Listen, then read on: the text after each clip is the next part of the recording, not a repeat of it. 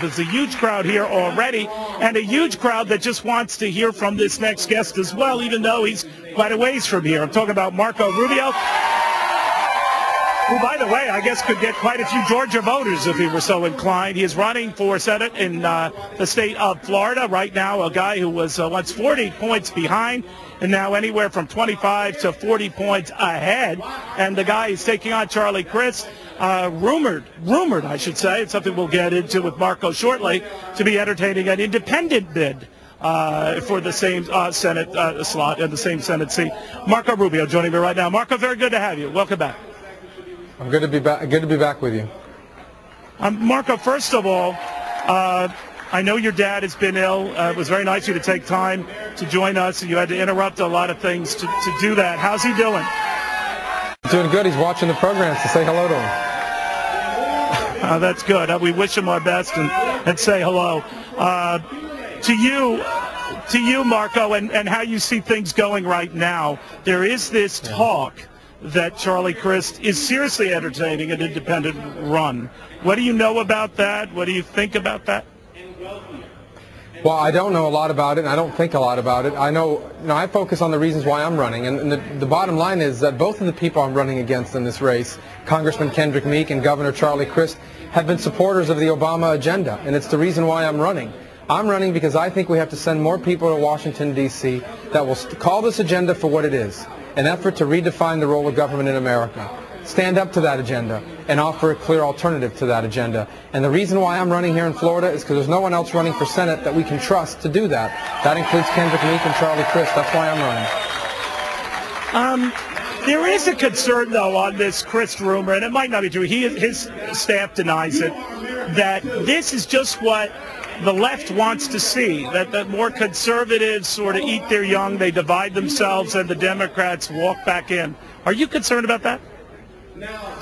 I don't think about the politics of it very often. I'm more concerned about making sure that the next U.S. Senator is someone that's going to go to Washington, D.C., stand up to the Obama agenda, and offer a clear alternative. And I don't believe that Kendrick Meek, I know Kendrick Meek's not going to do that because he's a supporter of the Obama agenda, and I don't think you can trust Charlie Crist to do that because too often he has found himself on the same side as Barack Obama, whether it's,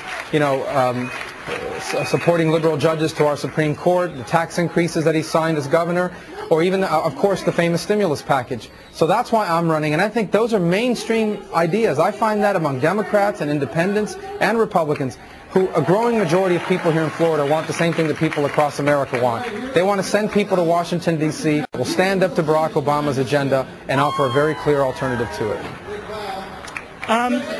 Chief Justice Breyer, the Supreme Court today, Marco, had indicated when the issue came up about whether the court would take up a health care, I'm paraphrasing here, these protests and challenges that are erupting from attorneys general and governors, that it was interesting. Again, I think I got the interpretation right.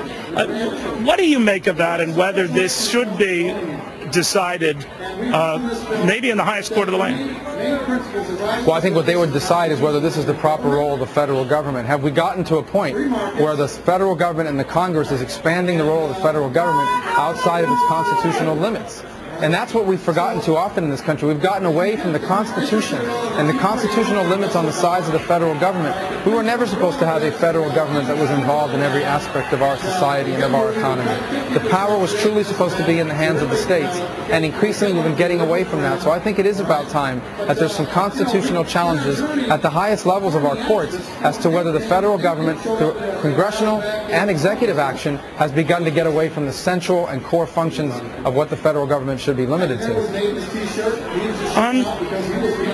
What do you think of some candidates who get leery of Tea Partiers? They admire their passion and their rage. They admire their views, but they're concerned about getting too close.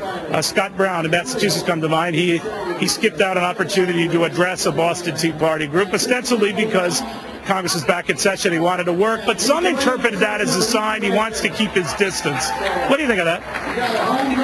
Well, I don't know what his particular decision or what it was based on, but I can tell you that the Tea Parties have been good for America over the last year and a half especially.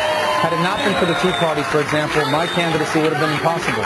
At this time last year, I was 30 points behind polls. No traditional political analysis said I even had a chance.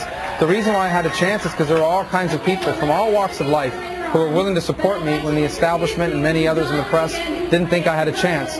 It's more important than that. The Tea Party, what I find, are people from all walks of life that have never been involved in politics that are getting engaged because they can't sit back and watch any longer and not do anything about it.